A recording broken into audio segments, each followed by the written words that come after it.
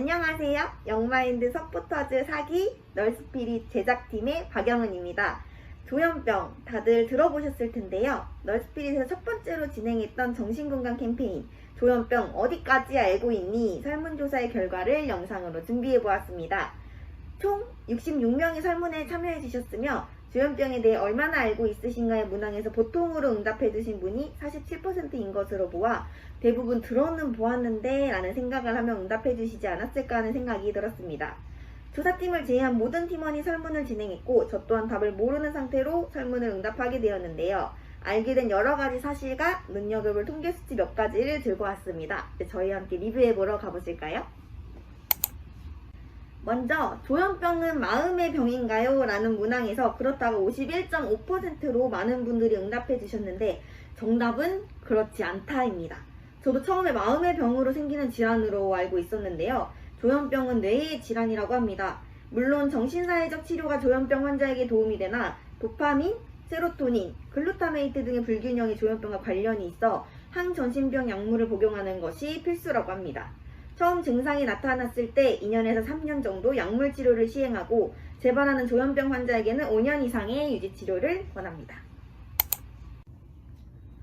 또한 조현병 약을 복용할 경우 심한 부작용을 겪나요?라는 문항에서 그렇다가 19.7%, 그렇지 않다가 31.8%, 모르겠다가 47.5%로 조사되었습니다. 사실 관심 있게 보지 않는다면 쉽게 대답할 수 없었던 문항이라고 생각되는데요. 정답은 그렇지 않다였습니다. 초기 부작용으로는 어눌한 동작과 발음이 나타날 수는 있으나 일시적인 현상이며 장기간 복용하더라도 의존성이 나타나지 않기 때문에 꾸준히 약물을 복용하는 것이 재발 위험성을 막을 수 있다고 합니다. 정신질환 약을 먹는 것에 대한 거부감이 치료를 더디게 하는 것은 아닌가 그런 생각이 들었던 문항이었습니다.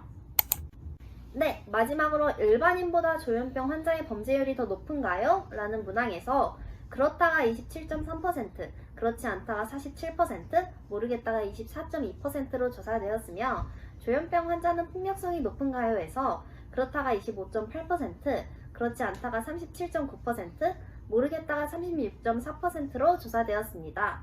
아무래도 영화나 기사에서 표현되는 정신질환자들의 모습에서 그렇다라고 응답해 주신 분들이 계셨을 텐데요. 파도손 이정아 대표님이 하신 말씀 중에 정신장애는 전염성이 없지만 혐오는 전염성이 강하다라는 말씀이 인상 깊었습니다. 인용해서 말씀드리자면 강력사건만 터지면 정신장애인들이 소환되는데 사실 수치로 보면 일반인 중에서 인격이 문제가 있는 사람들의 범죄 확률이 더 높다고 합니다. 정신장애인이 언급되는 순간 그럴 줄 알았다 라는 혐오의 시선이 사회의 한 부분으로 자리가 잡혀버린 것입니다. 설문을 진행하면서 여러 질문을 받았는데요. 조현병을 가진 사람과 같이 생활하는 것이 어려운 게 사실이 아닌가 하는 질문이 있었습니다. 사실 쉽지만은 않겠지요. 실제로 조현병 관련 댓글만 보아도 힘들어하는 주변인들의 모습을 볼 수 있으니까요. 먼저 병식을 가지고 치료를 받는 게 우선이고 주변인들도 질환에 대한 정확한 정보를 접할 수 있는 환경을 만드는 것.